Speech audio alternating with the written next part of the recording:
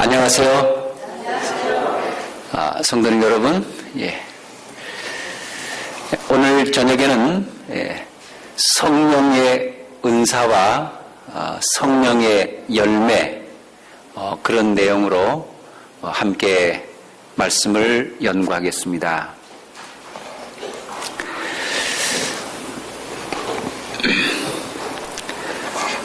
예수님께서 부활하시고 하늘로 승천하셨습니다. 그리고는 하나님의 보좌 우편에 앉으셨습니다. 예수님이 하늘로 승천하실 때 분들아 너희 머리를 들지어다, 영원한 문들아 들릴지어다. 강하고 능한 여호와, 전쟁에 능한 여호와께서 이제 하늘 문을 향해서 통과하셨어요. 천사들이 이제 문을 열고 환영했지 않습니까?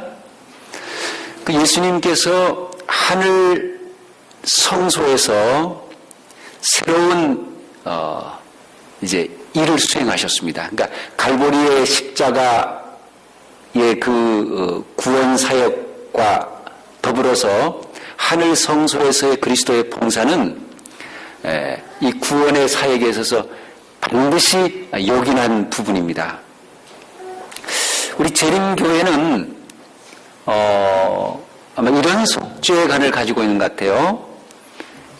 완전한 속죄, 그러나 아직 완성되어야 할 속죄, 뭐 그런 개념. 그러니까 예수님의 십자가는 모든 죄의 문제를 다 해결하시고 단번에 영원한 제사를 드리셔서 모든 죄의 문제를 다 끝내시고 구원을 완성시켰습니다. 그래서 이미 완성되어진 유효한 상태로 구원이 시작이 됐어요. 그러나 아직도 진행 중입니다. 마지막 우주의 법정에서 온 우주 앞에서 이제 마지막 그리스도께서 하시는 봉사가 있죠. 그죠?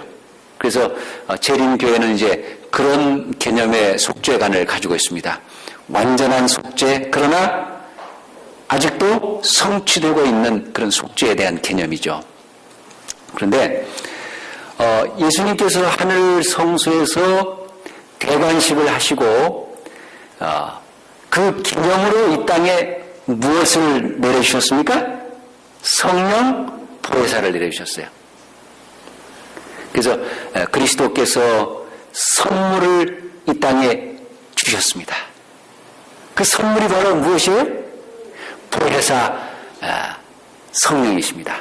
보혜사란 말이 파라클레토스, 우리 곁에 함께 계신 분, 우리의 위로자, 친구, 옹호자, 변호사, 우리를 돕는 분이시죠. 자, 그래서 성령이 오셨습니다. 그래서 성령께서 신자들에게 주시는 선물 혹은 성령의 은사를 우리는 뭐라 합니까? 성령의 선물 혹은 성령의 은사, 그렇게 얘기합니다. 여러분, 성령의 은사가 무엇이라고요? 성령께서 신자들에게 주시는 특별한 어떤 달란트죠. 그죠? 달란트. 근데 보통 성령의 은사는 우리가 선천적으로 타고난 그런 달란트, 그것을 우리가 하나님께 드리고 봉사할 때 그것이 더 개발돼서 더 이렇게 영적으로 쓰여지는 그런 것을 우리는 대개 성령의 은사라 그렇게 얘기합니다. 예를 들면요, 성격적으로 조용하고 차분하고 침착한 사람이 예수님을 믿었어요. 그리고 성령을 받았습니다.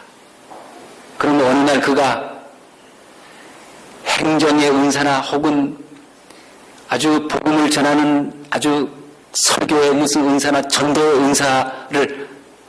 은사로 탈바꿈 할까요? 특별한 경우에는 그렇게 할 수 있어요. 그러나 보편적으로 조용한 사람이 어느 날 갑자기 아주 운동적인 설교자가 거의 되지는 않습니다. 그렇게 생각하지 않으세요? 그러니까 우리가 선천적으로 받은 그 달란트를 하나님을 위해서 잘 쓰고 봉사할 때 그것이 좀 더 개발되고 하나님을 위해서 영광스럽게 쓰여지는데 갑자기 뭐 팍팍 변하고 그런 것은 좀 아닌 것 같아요. 그러나 경우에 따라서는 하나님께서 그렇게 하실 수 있습니다. 무슨 뜻인지 좀 이해가 가시죠? 여러분 무슨 은사가 있어요? 저는 무슨 은사가 있는 것 같아요? 네? 제가 말씀에 은사가 있습니까? 저에게 용기를 주셨어요? 제가요, 이 사상 체질로 이야기하면 제가 소음인입니다. 그게 중요한 건 아니지만, 근데 그것도 상당히 과학적인 어떤 통계예요. 그죠? 저 A형인데요. 제가 좀 조용하고 차분한 스타일입니다. 제가 말을 유창하게 잘하는 스타일이 아니에요. 저희 식구가 저보고 무슨 얘기를 하냐면 이런 얘기, 아주 참 지혜로운 얘기였어요. 여보, 당신 설교할 때 너무 웃기려고 하지 마라. 당신 웃기는 스타일이 아니다. 그리고 당신 너무 말을 많이 하려고 하지 마라. 당신 그런 말에 재주가 있는 사람이 아니니까 당신은 성경 말씀만 이야기하고 내려와라. 그럼 교인들이 설교 잘했다 못했다 얘기 안 한대요. 그렇습니까? 이건 그냥 지나가는 이야기고요. 우리가 참 사람마다 은사가 많습니다. 어떤 분은 헌금을 잘 드리는 은사를 받은 분도 있어요. 헌금 드리는 것도 뭐예요? 은사입니다. 손님을 대접하는 것도 은사예요. 그리고 남을 잘 위로하는 것도 은사입니다. 그 다음에 아주 믿음이 충만한 은사를 가진 분도 있어요. 그죠? 은사가 한 27가지 된다고 그러는데 예언하는 은사, 병 고치는 은사, 가르치는 은사, 곤히 위로하는 은사, 그 다음에 구제하는 은사, 다스리는 은사, 긍휼을 베푸는 것, 지혜, 지식, 믿음, 능력, 행함, 예언하고, 영들을 분별하고, 방언하고, 통역하고, 서로 돕고, 선지자, 그 다음에 목사와 교사, 그 다음에 복음 전하는 자, 사도, 여러 은사들이 있지 않습니까? 저는 이런 생각을 합니다. 어떤 분이 가장 정말 진솔하게 환하게 이 안내를 하면서 정말 따뜻하게 인사만 해도 잘해도 그게 뭐예요? 그게 전도입니다. 전도.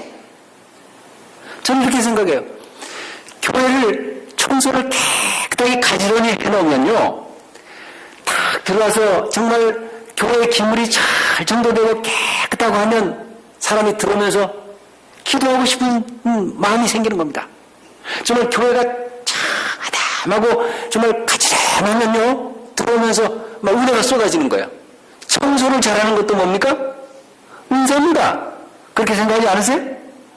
근데 전도하는 게 어떤 사람은 전도하고 교과를 잘 가르치고 다양한 그런 것들도 있지만은 정말 식당에서 주방에서 묵묵히 요리하는 거, 설거지하는 거, 그것도 좋은 은사라고 생각을 합니다. 그러니까 교회는 다 필요해요. 그죠? 다 필요합니다. 그런데 이제 은사라는 말은 카리스마. 우리가 저 목사님이 아주 카리스마가 있다. 저 집사님이 참 카리스마가 있다. 이 카리스마라는 게 이제 우리는 어떤 좀 상당히 어떤 지도력 좀 이렇게 좀 상당히 리더십 이런 거 이제 이야기하지만은 카리스마라는 게 은사입니다. 은사. 은혜라는 말은 카리스예요. 카리스. 그러니까 은혜에서 은사가 파생됐습니다. 그러니까 예수님께서 우리를 당신의 은혜로 구원해 주셨습니다. 우리가 다 구원받았어요. 이제 구원받은 사람들이 성령을 통하여 성령의 선물에 참여함으로 우리가 이제 성령의 선물, 성령의 은사를 받게 되는데요. 은사를 주신 목적이 뭐냐면 성도를 온전케 하고 봉사의 일을 하게 하고 또 뭡니까? 그리스도의 몸을 세우게 하고 그리스도의 장성한 분량에 도달하기 위해서 하나님께서 은사를 주셨다 그랬습니다. 여러분, 은사를 잘 인식하고 개발하고 활용하는 것은 교회 성장에 굉장히 큰 유익이 되죠. 그래서 이제 성령의 은사와 교회 성장에 대한 그런 이제 많은 연구들이 있지 않습니까? 그래서 우리가 이 연말에 선거위원회를 하고 그 다음에 뭡니까? 우리가 이제 직원들을 선출할 때도 우리가 교회 생활을 하고 지도자들이 되고 이렇게 하면 대부분 이 집사님이 이 장로님이 이런 분야에서 일을 하면 참 교회에 덕이 되겠다. 거의 드러나지 않습니까? 그 은사들이 나타나잖아요. 그죠? 그런 은사들을 잘 분별해서 적절하게 배치해서 일하면 교회가 더 이제 부흥되고 극대화되지 않겠습니까? 그래서 은사는 참 중요한데요. 여러분, 모든 사람이 다 적어도 몇 개의 은사를 받았을까요? 모든 사람들이 다 은사를 받았습니다. 다 은사를 받았습니다. 여러분 무슨 은사를 받으셨어요? 오늘 기도하시는 집사님 제가 이렇게 기도하는 모습을 들으면서 참 차분하면서도 아주 기도가 상당히 마음에 좀 간절하게 와닿는 것 같아요. 차분하고 아주 좋은 은사를 받으신 것 같아요. 제가 칭찬하는 겁니까? 오늘 여기 나오셔서 찬양하는 어르신들을 보니까 다 참 아주 믿음의 모습들이 다 나타나고 참 아름다운 것 같아요. 참 좋은 것 같아요. 이제 우리는 다양한 은사를 받은 지체들입니다. 지체들, 그죠? 그래서 그리스도가 교회의 뭡니까? 교회가 그리스도의 몸이고 우리는 지체죠. 그리스도는 교회의 뭐라고 했습니까? 머리죠, 머리. 그죠? 그래서 다 손이겠느냐? 다 발이겠어요? 다 머리겠어요? 다 뭐겠어요? 다 나름대로 이제 우리 몸을 구성하는 데서 다 필요하잖아요. 그죠? 손도 필요하고 발도 필요하고 또 뭡니까? 심장도 필요하고 다 필요하잖아요. 그죠? 뼈도 필요하고요. 그런데 우리 몸에 뼈가 몇 개가 있을까요? 하여튼 제가 잘 몰라도 한 200 몇 개의 뼈가 있다 그래요. 그런데 딱딱한 뼈도 있고요. 또 이 머리뼈 같은 경우에는 이렇게 아주 이렇게 헬멧처럼 생겼을 거 아니에요. 그죠? 보호하기 위해서 그런 뼈도 있고 또 손가락도 뼈가 있고 발가락도 뼈가 있고 참 아주 신기하지 않습니까? 그런데 제가 참 소중하게 생각하는 뼈가 하나 있어요. 무슨 뼈일까요? 물렁뼈입니다. 물렁뼈. 물렁뼈가 뭐죠? 연골 고장나신 분들 손 들어보세요. 여기 앉아 계신 분들은 거의 아마 연골이 이제 고장날 때쯤 됐을 거예요. 그죠?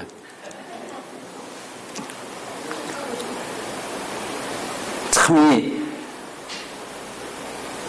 연골이 무슨 뼈예요? 물렁뼈예요. 뼈도 들지 못해. 그래서 물렁뼈입니다. 물렁한 뼈. 그러니까 뼈들이 생각할 때 물렁뼈는 뭐예요?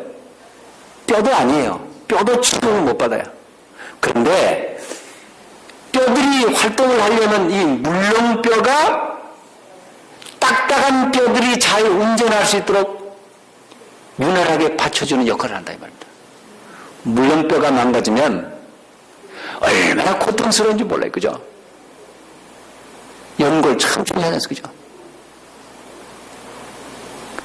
그러니까 여러분 어떤 사람은 저 물렁뼈처럼 그저 물렁물렁하고 이렇게 좀 두각을 나타내지 못하는 것 같아도요.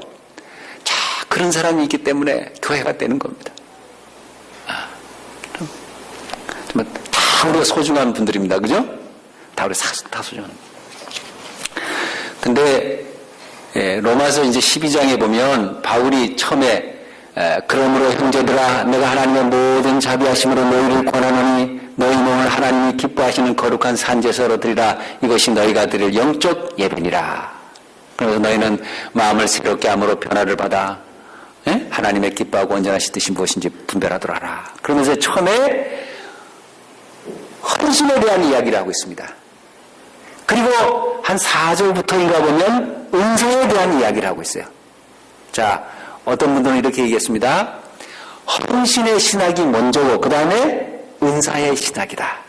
이거 무엇을 의미하냐면 우리가 하나님께 즐거이 순종하고 헌신하고 우리가 우리 자신을 드리고자 할 때에 우리의 은사들이 어떻게 해요?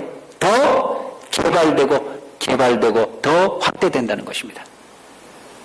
그러니까 여러분 우리가 나는 뭐 은사도 없고 나는 별로 이렇게 두각도 나타내지 못하고 나는 재주도 없고 나는 뭐 크게 뭐 그렇게 있어도 그만 없어도 그만 그렇게 혹시 생각될는지 모르지만은 하나님께서는 우리에게 아주 귀중한 은혜를 허락하셨습니다. 그래서 우리가 최선을 다해서 우리 자신을 하나님께 드리면 은사가 점점 어떻게 해요? 점점 더 개발되고 더 개발되는 것입니다. 그래서 그 은사를 통해서 교회를 섬기고 봉사하고 우리가 이제 사랑하고 이렇게 하다 보면 우리가 이제 뭘 맺게 된다고요? 성령의 열매를 맺게 된다. 성령의 열매는 내가 맺으려고 해서 맺는 것이 아니고 뭐예요? 그리스도의 은혜를 따라서 그 다음에 성령의 선물을 우리가 받아서 잘 순종하고 활용하고 이렇게 살아가면 열매가 맺히는 게 자연스럽게 성령께서 우리에게 열매를 맺혀주는 것입니다. 오늘 우리가 이 성령의 열매를 이제 잠깐 보겠는데요. 먼저 갈라디아서 5장을 좀 펴보겠습니다. 갈라디아서 5장.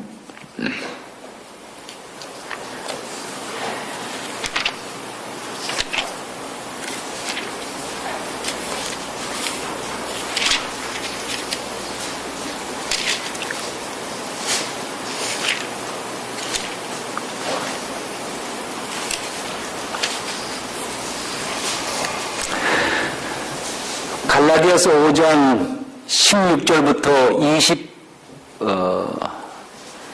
26절까지 제가 한 절 여러분들이 한 절 함께 교독하도록 하겠습니다. 갈라디아서 5장 16절부터 제가 낭독하면 그 다음에 여러분들이 한 절씩 낭독해 주시기 바랍니다.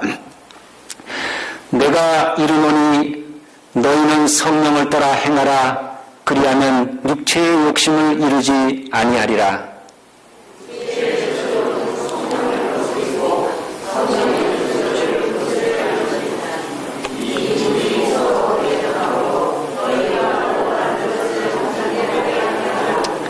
너희가 만일 성령의 인도하시는 바가 되면 율법 아래 있지 아니하리라.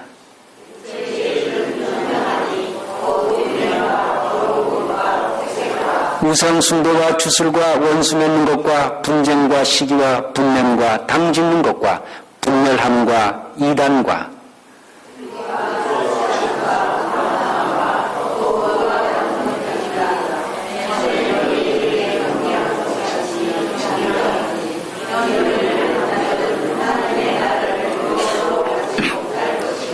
오직 성령의 열매는 사랑과 희락과 화평과 오래 참음과 자비와 양성과 충성과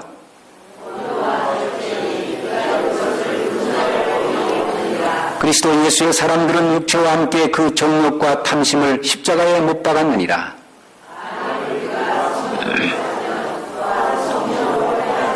헛된 영광을 구하여 서로 노엽게 하거나 서로 투기하지 말지니라. 아멘.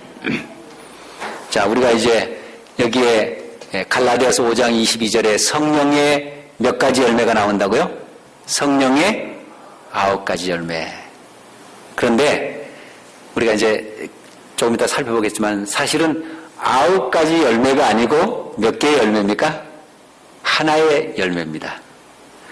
성령께서 우리의 삶 속에 맺어주시는 이 성령의 열매는 사실 하나의 열매입니다. 하나의 열매인데 그 하나의 열매 속에 사랑과 희락과 화평과 오래 참음과 자비와 양성과 충성과 온유와 절제, 이 9가지의 특성이 들어있는 열매가 맺어진다 이 말씀입니다. 신앙생애는 잘하는 것입니다. 누구에게까지 잘하는 것이죠? 그리스도에게까지 잘하는 것입니다. 하나님을 본받는 것이죠. 요한복음 15장에 보면 예수님께서 나는 포도나무여 너희는 가지니 그러면서 내가 너희 안에 너희가 내 안에 있으면 우리가 과실을 많이 맺고 하나님께 영광이 된다 그랬죠. 우리가 이제 열매를 맺어야 되는데 그 열매가 우리는 이제 보통 그렇게 얘기합니다. 영혼을 구원하는 그런 열매, 또 우리 품성의 열매 그렇게 얘기하지 않습니까? 예수님께서 내가 하늘로 가서 너희를 위해서 처소를 예비하면 다시 너희를 데리러 오겠다. 그러면서 엘렌 화이트는 이렇게 말했습니다. 예수님께서 하늘 처소를 예비하는 동안 우리는 무엇을 준비해야 된다고요? 우리의 품성을 준비해야 된다. 이제 품성을 준비한다는 게 무엇입니까? 성화죠. sanctification. 성화입니다. 성화. 그리고 성화는 평생의 과업이라고 했잖아요. 성화는 평생의 우리가 평생 동안 이제 우리가 성화의 계단을 밟게 되는데요. 성령의 열매는 다른 표현으로 말하면 예수님으로 옷 입는 것입니다. 예수님으로 옷 입는 것. 예수님을 닮는 것입니다. 그러니까 성령께서 하시는 일이 무엇이라고요? 성령께서 하시는 일은 우리 삶 속에 온통 예수님께서 드러나시도록 하는 것이 성령의 사역입니다. 자, 그리스도는 누구를 영화롭게 하셨고요? 아버지 하나님을 영화롭게 하셨고 성령은 그리스도를 영화롭게 하기 위해서 오셨습니다. 그래서 성령은 우리 삶 속에서 그리스도를 영화롭게 하고 그리스도를 온통 드러내는 것이 바로 성령의 사역입니다. 그래서 성령의 열매는 다른 말로 하면 우리가 예수님처럼 닮는 것입니다. 그죠? 예수님처럼 변화되는 것입니다. 그런데 여기 이제 우리가 갈라디아서 5장에 육체를 따라 살면은 육체의 열매를 맺고, 그죠? 성령을 따라 살면 성령의 열매를 맺는다 그러는데 여기에 이제 그 영어 성경에 이렇게 되어 있다 그래요. 육체의 열매, 육체의 일은 분명하니 그러면서 복수로 이제 언급을 하고 있고요. 성령의 열매는 단수로 the fruit of spirit. 성령의 열매는 그 다음에 아마 is 이렇게 아마 받았을 겁니다. 성령의 열매는 단수로 받았어요. 그러니까 성령의 열매는 하나의 열매인데, 그죠? 하나의 열매 속에 뭐가 있다고요? 이런 특성들이 있다 말씀입니다. 뭐 이런 것과 비슷한 것이 이제 베드로가 믿음의 덕의 지식을 지식의 절제를 절제에 또 뭡니까 인내를 인내에 경건을 형제 외에 사랑을 이 베드로의 사다리 그런 것도 이제 좀 비슷한 개념이긴 합니다만 하여튼 성도님 여러분 변화되기를 원하십니까? 우리가 어떻게 하면 변화될 수 있을까요? 우리가 어떻게 하면 성령의 열매를 맺을 수 있을까요? 우리가 전 존재의 성화가 가능하다 그랬습니다. 여러분 우리가 성화가 가능하다 그랬습니다. 그것을 위해서 성령께서 오셨거든요. 자아를 버리고 무엇을 버리고요? 자아를 버리고 교만을 버리고 그리스도의 마음을 품고 즐겨 하나님의 뜻을 순종할 때, 그리고 성령의 인도를 따를 때 우리는 거룩하게 변화될 수 있다. 그렇게 말씀하고 있습니다. 자, 그럼 이제 우리가 성령의 열매를 좀 살펴보겠습니다. 이제 우리 교과서에는 뭐라고 얘기했냐면 종합 선물 세트다 이렇게 얘기했어요. 여러분, 종합 선물 세트 혹시 받아보셨어요? 과거에? 제가 그 군대 생활을 할 때 말입니다. 보니까 이 12월 달에 이 국방부에서 종합 선물 세트를 보내주더라고요, 옛날에. 옛날에는 참 그 과자들이 귀하고 그럴 때는 종합 선물 세트를 많이 선물하고 그랬잖아요, 그죠? 근데 그 종합 선물 세트가 사실은 보면 뭐 오래된 과자도 막 들어가고 원치 않는 과자도 막 이렇게 그냥 도매금으로 들어가고 이렇게 그냥 이렇게 팔기 좋게 만들었는데, 하여튼 그러나 이제 이 성령의 열매는 이 목사님 말씀하시기를 종합 선물 세트다. 그러니까 하나의 이 포장 속에 다양한 이런 그 열매가 들어있는 것처럼 성령의 열매 속에 사랑과 희락과 화평과 이런 이제 특성들이 다 맺게 되는 거예요. 그러니까 사랑이 있는 사람은 인내하는 사람이고 절제하는 사람은 다 같은 개념이란 말입니다. 그러니까 성화가 된다는 것은 골고루 다 변화된다는 그런 의미겠죠. 자, 첫 번째 열매가 무엇입니까? 사랑. 여러분, 사랑이 무엇입니까? 사랑. 사랑이 뭐죠? 사랑은 사전에서 찾아볼 수 있는 언어가 아니라 갈보리의 언덕에서 찾을 수 있는 그런 뭐 언어다. 뭐 그런 말씀도 하고, 사랑은 명사가 아니고 뭐다고요? 동사다. 화이프는 사랑은 원칙이다. 또 하늘나라의 식물이다. 뭐 이제 여러 가지 사랑을 표현하는데, 제가 어떤 분이 그런 이야기를 하다가, 사랑이 뭐냐? 이제 젊은 남녀가 사랑하잖아요, 그죠? 내가 너를 사랑한다. 이제 사랑. 그 사랑한다는 게, 그 다음에 결혼한다. 그런 게 뭐죠? 이렇게 표현하더라고요. 사랑이라고 하는 건 상대방을 내 가슴 속으로 초대하는 것이래요. 상대방을 어디로 초대한다고요? 내 가슴 속으로. 내 가슴 속에 들어있는 길, 내가 가지고 있는 생각, 내가 가지고 있는 꿈.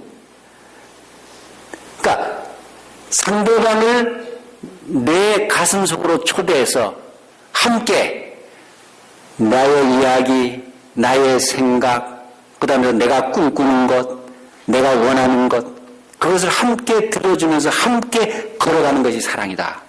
상당히 의미가 있더라고요. 여러분, 이제 사랑은, 그런데 이제 기독교적인 사랑, 더 이제 특별하죠. 사랑은 기독교의 본질이고 최고의 열매입니다. 하나님의 율법도 십계명을 이렇게, 죄송합니다. 십계명을 만약에 십계명의 이 문자를 막 압축해 넣어갖고 막 이래서 딱 뽑아내면 무슨 글자가 나오죠? 사랑, 그죠? 그러니까 율법의 완성은 사랑이지 않습니까? 사랑. 그래서 예수님께서 내가 새 계명을 너희에게 주노니 너희가 서로 사랑하라. Love one another. 서로 사랑하라. 그게 무슨 계명이라고요? 새로운 계명이다. 요한도 그랬어요. 그런데 이 새 계명이라는 게 옛 계명, 십계명을 무시하고 새로운 사랑의 계명을 이야기하는 것이 아닙니다. 이 새 계명은 옛날부터 있어온 십계명, 그 계명을 좀 더 새롭게, 좀 더 깊이 있게, 더 십계명의 정신을 더 한마디로 압축해서 완성시켜서 예수님께서 말씀하신 것입니다. 옛 계명이고 십계명이고, 그죠? 네, 새 계명이고, 네, 십계명이 사랑이고, 사랑이고 십계명입니다.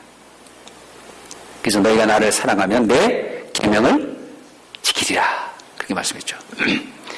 고린도전서 13장에는 그 유명한 사랑의 장입니다. 여러분, 교회는 사랑이 철철 넘쳐야 합니다. 뭐가 넘쳐야 된다고요? 사랑이 철철. 제가 이렇게 어느 교회에 이렇게 이제 있을 때 보면 어느 집사님 참이 믿음이 좋으세요. 그리고 뭐 순서를 쓰고 또 어디 한번 부흥회를 갔다 와서 순서를 쓰면요, 정말 우리가 미처 깨닫지 못했던 그런 엄청난 그런 뭐 뜨거움을 전달합니다. 그런데 다른 교인들이요, 그 집사님만 나타나면 너무 부담이 돼가지고 너무 부담이, 너무 스트레스받고 부담이.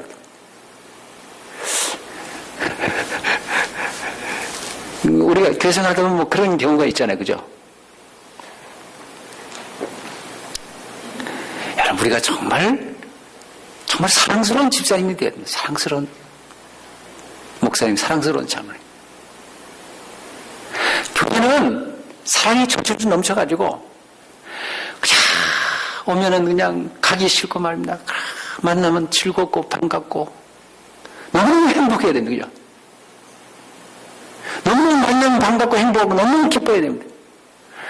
근데 딱 첫만 보면 부담스럽고 그러면 안 된다는 말씀입니다. 여러분, 교회는 뭐가 넘쳐야 돼요? 사랑이 철철 넘쳐야 돼요.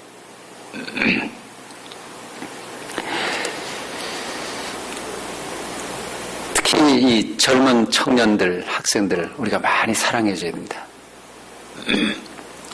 이 초신자들은 조그만 상처를 받으면 어떻게 되죠? 믿음이 약하고 인내가 약하기 때문에 떨어져 나가죠. 그래서 종종 그 어르신들이 너무나 젊은 사람들을 너무 이해하지 못해서 젊은 사람들이 상처를 받고 다른 교회를 가는 경우도 참 많아요. 그래서 우리가 정말 사랑해줘요. 우리가 이 교회들을 보면 우리 이제 그런 얘기를 종종 합니다. 참 죄송하지만은 우리 지금 재림교회에 어떤 교회들은 10년 정도 지나면 정말 문을 닫을 것 같다라고 걱정되는 교회들도 참 많다 그래요. 교회에 누가 없어요? 젊은 사람들이 없습니다. 청년들이 없어요. 요엘서에 보면 그 마지막 때에 하나님의 신이 이제 임하면, 성령이 임하면 그렇게 표현합니다.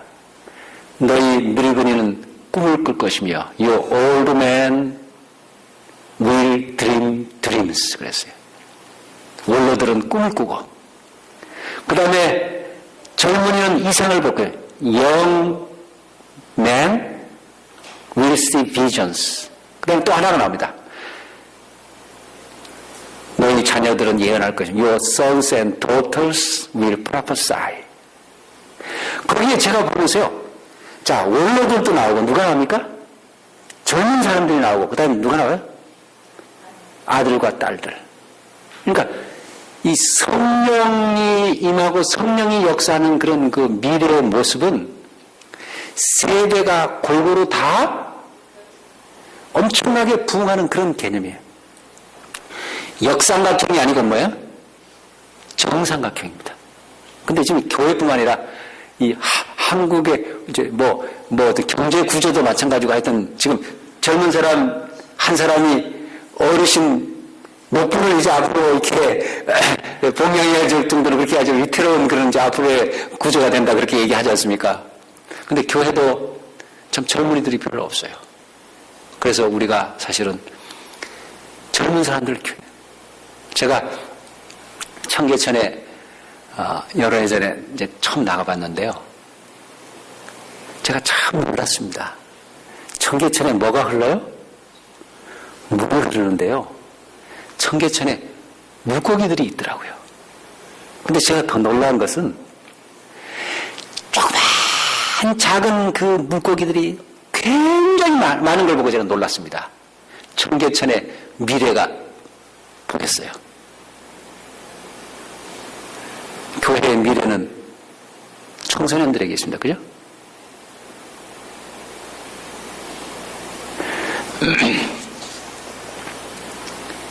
그래서 우리 이 청소년들을 양육하고 이제 양육하려면 뭐가 필요하다고요? 사랑, 이해, 그들의 눈높이에서. 바리새인들은 교리는 있었지만 사랑이 없었습니다. 바리새인들은 원칙은 있었지만 사랑이 없었습니다. 한 영혼 구원하기 참 힘듭니다. 그러나 영혼이 미끄러지는 것은 더 쉽습니다. 그죠?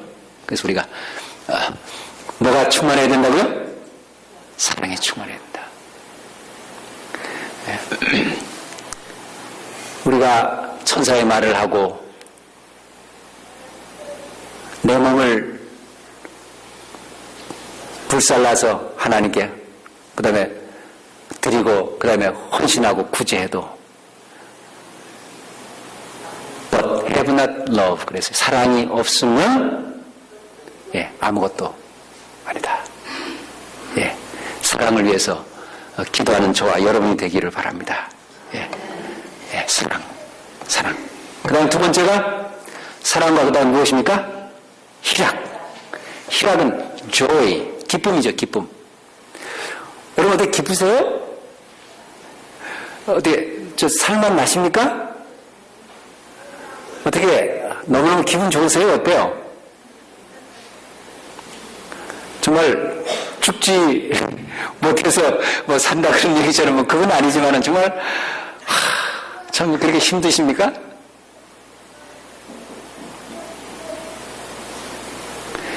제가 자녀를 넷을 키우거든요. 정말 힘들어요. 근데 저 재밌게 삽니다. 근데 이제 기쁨. 자, 우리 재림교인들이 좀 경건한 교인들은 좀 있어요. 그죠? 어떤 교인들? 경건한 교인들. 그리고 또 죄송합니다. 제가 예언의 신을 절대로 다르게 얘기하지 않습니다. 근데 예언의 신을 또 굉장히 강조하는 교인들이 참 많아요. 근데 반드시 그런 건 아니지만 오해는 하지 마시고요. 예언의 신을 많이 인용하고 예언의 신을 많이 주장하는 분들이 보편적으로 보면 그만하겠습니다. 제가 그 강원도에서 이제 목회를 하는데 서울에서 저기 이제 강원도 시골 생활하러 오신 분들이 여러 분 계세요. 근데 이제 참 이제 옛날 얘기입니다. 이 골짜기에 이제 교인들이 이렇게 여러 가정 사시는데 한 교회를 나와요. 근데 어느 안식일에 보면 아주 긴장이 흐릅니다. 교인들끼리 많이 다투는 거예요. 길 문제, 무슨 문제, 하여튼 그래, 우리 장로님 한 분이 이렇게 이야기하시더라고요. 목사님, 시골 생활하러 내려오신 분들을 쳐놓고 안 까다로운 분이 없다. 여러분, 시골 생활을 해야 되는데 시골 생활 지금 정죄하는 게 전혀 아닙니다. 그런데 그 장로님 믿음 없어서 그런 얘기 하셨겠어요?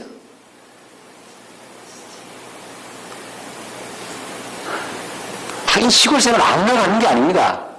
그 아주 영적인 믿음이 있고 뭔가 계시를 받고 말입니다. 뭔가 이래서 안 되겠다. 뭐 그날 강력한 뭔가 있기 때문에 오는 거지.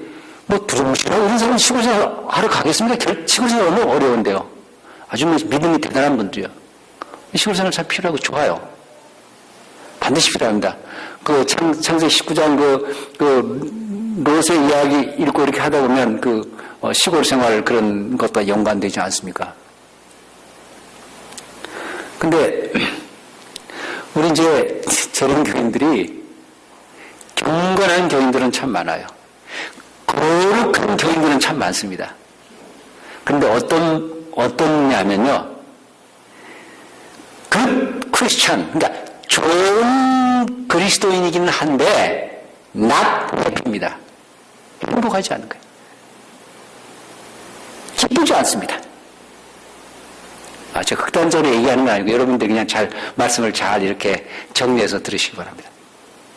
우리가 어떤 사람이 되어야 된다고요? 기쁨의 그리스도인이 되어야 된다. 그래서 종로에게는 제일 마지막 장이 뭡니까? Rejoice in the Lord. 주 안에서 기뻐함. 신앙의 마지막 절정은 뭐예요? 기뻐하는 것입니다. 기뻐하는 것. 희락이 넘쳐나야 되는 것입니다. 기쁨이 넘쳐나야 되는 것입니다. 그럼 그 기쁨은 무엇일까요?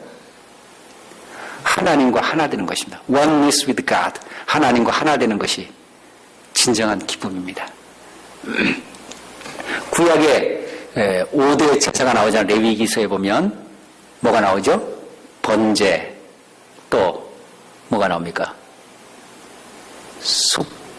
번제, 그 다음에 소제, 그 다음에 화목제, 속죄제, 속건제. 그죠?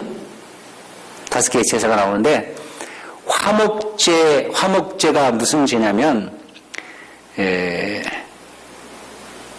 구원제 혹은 감사제. 그러니까 화목제의 핵심이 뭐냐면 물론 예수님께서 화목제물이 되신 것 그런 의미긴 하지만 기쁨의 제사입니다. 구원에 감사하는 기쁨의 제사입니다. 오늘 우리가 기쁨의 제사를 우리가 오늘 화목제를 희생을 드리지는 않지만은 우리의 삶 속에서 영적으로 기뻐하고 즐거워하고 기뻐하고 감사하는 것이 뭐라고요? 오늘 우리가 드릴 화목제라는 것입니다. 그래서 여러분 우리가 기쁨이 넘치는 성도가 되기를 바랍니다. 어떻게 하면 기쁨이 넘칠 수 있을까요? 우리 한번 연구해 보시기 바랍니다. 어떻게 하면 기쁨이 넘칠 수 있을까요? 자, 성령의 열매는 사랑과 희락과 그 다음에 세 번째가 뭡니까? 화평. 구원의 결국이 뭡니까? 하나님과 화목하고 구원의 완성이 평화예요. 평화. 그런데 이제 평화는 하늘의 언어입니다. 팔복에도 보면 화평케 하는 자는 복이 있나니 저희가 하나님의 아들이라 일컬음을 얻을 것이며 이 구원의 개념은 또 다른 말로 말하면 평화입니다. 평화. 그래서 하나님이 다스리고 통치하시는 세계는 평화의 세계죠. 그래서 우리가 들어갈 새 예루살렘이 무슨 평화의 도상 아닙니까? 구원의 계획을 평화의 의논이라고 그렇게 말했지 않습니까? 그죠? 예수님은 화목제물, 복음의 주제가 평화입니다. 그래서 베들레헴에 예수님이 탄생하셨을 때 하늘에는 영광, 땅에는 평화. 평화는 예수님의 이름 속에 있습니다. 세상은 평화를 원하지만 세상에 평화가 있는 것이 아니라 예수님의 이름 속에 예수님이 임하시는 곳에 평화가 있습니다. 화평한 자들은 질투가 없고 악한 추측이 없고 증오가 존재하지 않고 동료 인간들과 더불어 화목하게 지내는 사람. 쉽게 성내지 않고 비방하지 않고 평화를 만들어가는 사람입니다. 리라라는 여성이 31년 동안 남편과 결혼 생활을 했는데 남편과 사별을 했습니다. 그래서 그녀가 이렇게 말했습니다. 남편은 한 번도 나를 힘들게 한 적이 없었어요. 예, 얼마나 멋진 말입니까? 여러분, 우리가 가정에는 아빠의 향기가 넘쳐야 한다라는 책이 있습니다.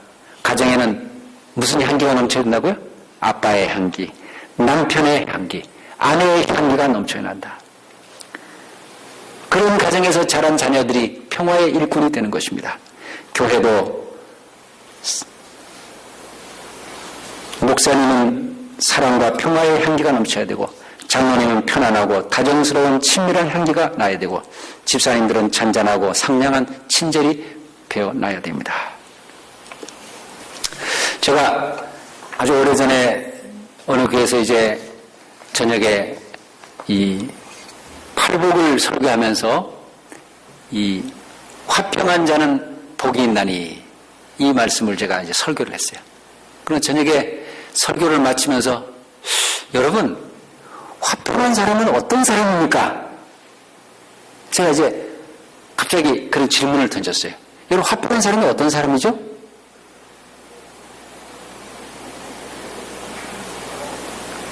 그럼 제가 이런 말을 했습니다.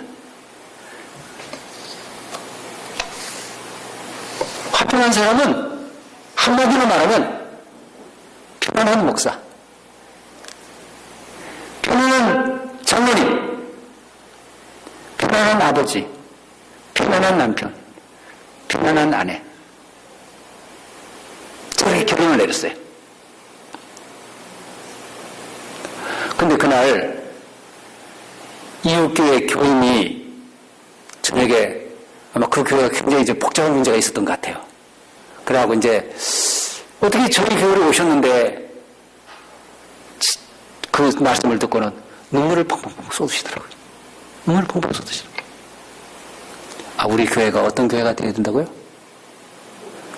편안한 교회가 된다. 물론 일을 안 하면 편안할까요? 일을 안 하면 그렇게 막 다투고 분쟁이 많이 일어나더라고요. 근데 선교하고 또 일을 하면 다툴 사이가 없다 그랬죠. 그죠? 예.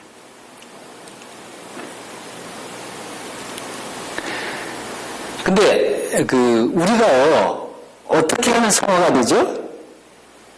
혼자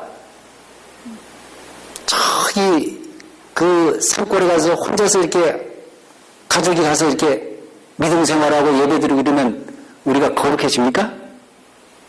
거룩해질 수도 있어요. 그런데 제가 깨달은 바로는 우리는 서로 섞여서 지지고 볶고 뭐 이렇게 하는 가운데서 우리가 변화가 되는 겁니다. 혼자 있으면 변화된 것 같은데 이기심이나 성격이 나타나지 않을 뿐이지 그대로 가지고 있어요. 어떤 제가 옛날에 보니까 어떤 중소기업 사장님이 텅스텐, 중석을 재생하는 기계를 만들었는데 이분이 이제 어떤 데서 착안을 얻었냐면요. 이건 콘이 카터기 분쇄기 속에서 콘이 이렇게 분쇄될 때 왜 콘이 분쇄가 되죠? 콘 왜 분쇄가 됩니까? 그 날카로운 칼이 쳐서 분쇄가 되나요? 그것도 맞는데 치면서 분쇄가 되지만은 콘과 콘이 부딪히면서 깨진다. 이 두 가지다. 그 원리를 이용해 가지고 부딪히면서 깨지는 그런 기계를 만들어 가지고 이제 뭐 성공했다 이런 얘기를 제가 들었어요. 여러분, 우리가 하늘나라 가려면요, 우리가 변화되려면요, 성도님들끼리 같이 공동체 생활을 하면서 거기서 내 결점도 드러나면 고치고 배려하고 그래서 우리가 변화되는 겁니다. 그렇지 않습니까? 이 교회가, 우리 재림교회가 지금 전투 중에 있는 교회고 아직 영광스러움을 마지막 늦은 뒤 성령에서 완전히 입고 변화되지 않았기 때문에 아직도 우리는 뭐예요?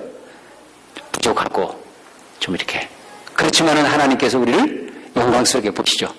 그래서 이제 그렇게 보면 되죠. 오늘 이제 네 번째만 말씀드리고 마치겠습니다. 이제 오직 성령의 열매는 우리 다 같이 한번 오겠습니다. 오직 성령의 열매는 사랑과 희락과 화평과 오래 참음과. 네, 오래 참음이 뭡니까? 인내죠. 인내. patience. 인내. 여러분 좀 어떻게 인내력이 있으십니까? 인내력이 있으십니까? 제가 지금은 이제 조금 더 이제 이렇게 여유로워졌지만요. 저도 이제 한 40대 초반, 30대 후반, 40대 초반. 그때, 그래서 이제 이렇게 목회를 하고 이렇게 했는데 안식일에 어떤 젊은 청년이 왔는데 머리를 아주 컬러풀하게 남자가 딱 물들이고 딱 들어오는데 제가 기겁을 했어요. 옛날에. 그러고는 부담이 되더라고요, 부담이.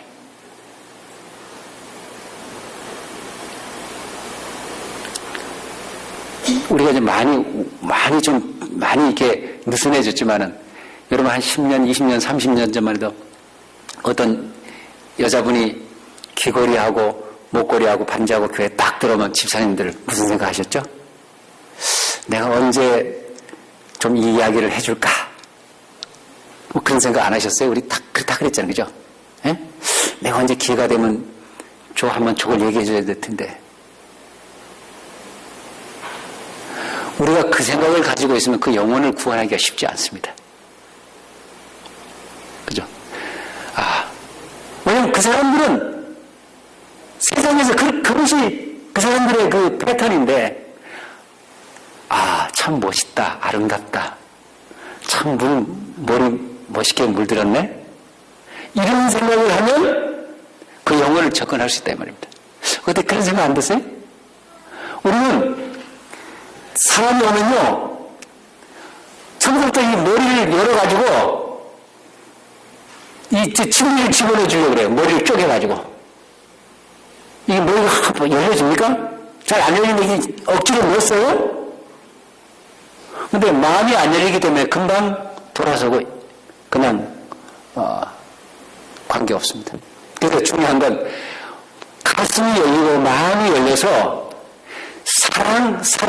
사랑에 그것이 충만하게 된 다음에 머리가 열리면 그럼 완전한 신자가 된다. 그래서 우리가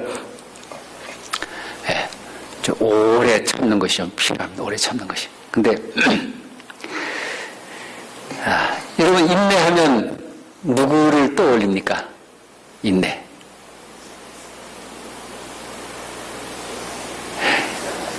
아브라함도 사실 참 훌륭한 믿음의 조상이었는데 좀 결정적인 순간에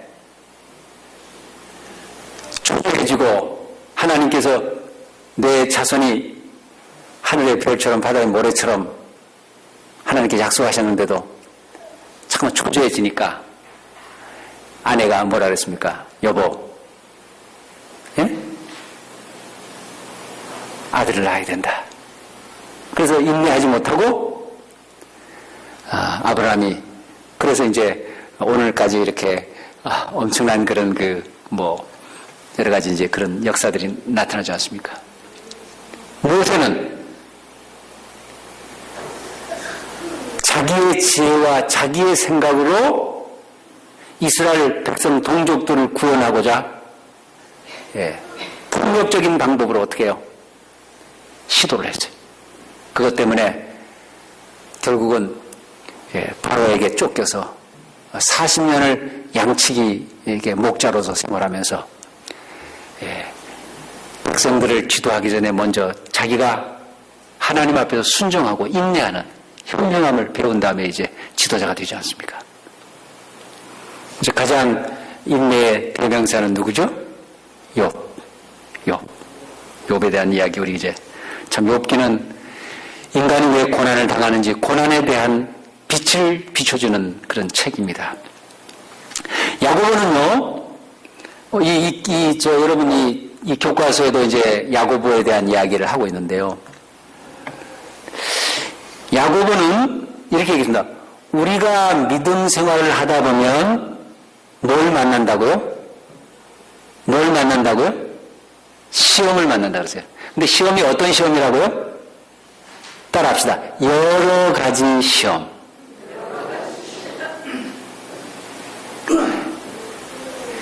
여러 가지. 여러 가지가 몇 가지죠? 제가 좀 설교 시간이 아니니까 제가 저희 식구가 저를 굉장히 좋아했어요. 근데 요즘은 조금 이제 저하고 오래 살다 보니까 한 30년 살았는데 요즘은 그때보다는 그렇게 좀 신선하고 이렇게 멋지다고 좀 생각하지 않는 것 같아요. 근데 저는 이제 살아갈수록 저희 식구가 참 좋거든요. 그 남자와 여자가 좀 그런 것 같아요. 남자들은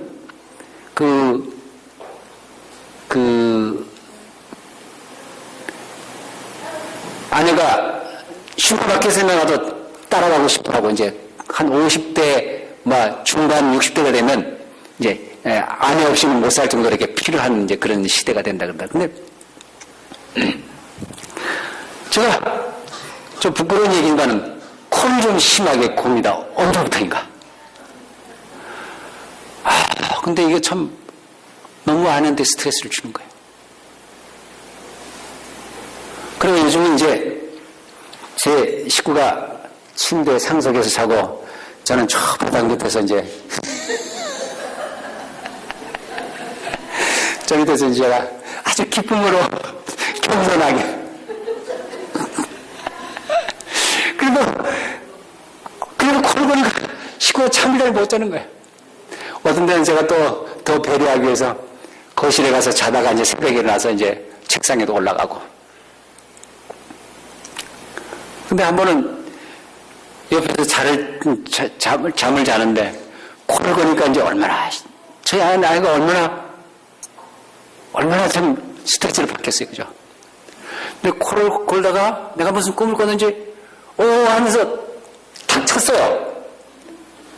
제 아내 얼굴을 탁 쳤어요. 저희 식구가 뭐라는 줄 아세요?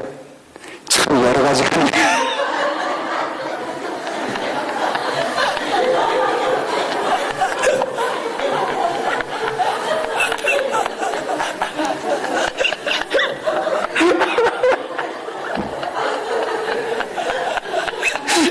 여러분, 제가 여러 가지 할 사람입니다. 저 여러 가지 할 줄 압니다. 제가 사경이하고 지나가서 아무것도 여러분 기억 안 나셔도 돼요. 여러 가지. 참 남자들 여러 가지 하죠? 그죠? 우리 여성분들이 참 이해심을 가지고 참 남자를 불쌍히 여겨야 됩니다. 남자들 여러 가지 하는 사람입니다. 그런데 이제 야고보가 우리에게 뭐라 그러냐면 너희가 여러 가지 뭘 만난다고요? 여러 가지 시험을 만난다. 근데 여러 가지라는 말이 헬라어로 포이킬로이스라 그러세요. 포이킬로이스. 제가 이 헬라어를 잘 모르지만은 킬로라는 말이 딱 생각해요. 킬로미터, 킬로그램 하면 킬로라는 게 뭐예요? 천 아니에요, 천. 그러니까 포이킬로 이스 하니까 적어도 시험이 몇 개? 1000가지 이상 되는 1000가지. 우리가 살아가면서 정말 많은 시험을 만나요. 많은 시험. 많은 시험들 우리에게 있어요. 사랑하는 여러 가지 시험들을 우리에게 주면서 우리를 어떻게 해요? 여러 가지로 우리를 넘어뜨리려고 하는 여러 가지로.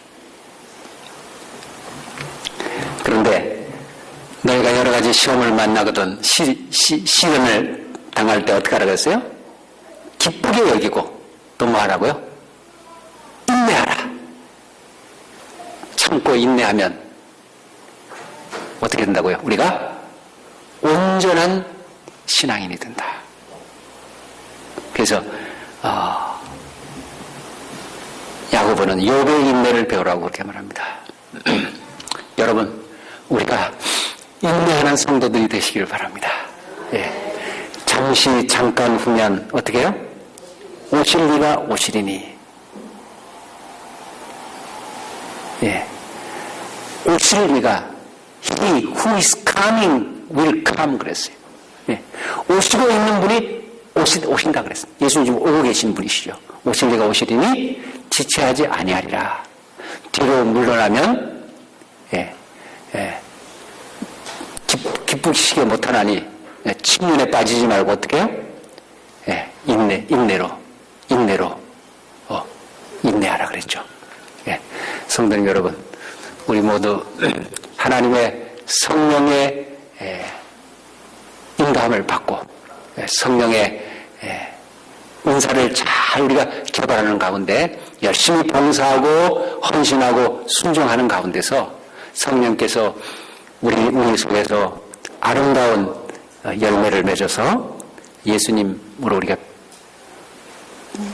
바뀌는, 변화되는 예수님처럼 우리가 옷 입는 그런 우리 모두가 되시기를 바라면서 오늘 저녁에 말씀을 줄이겠습니다.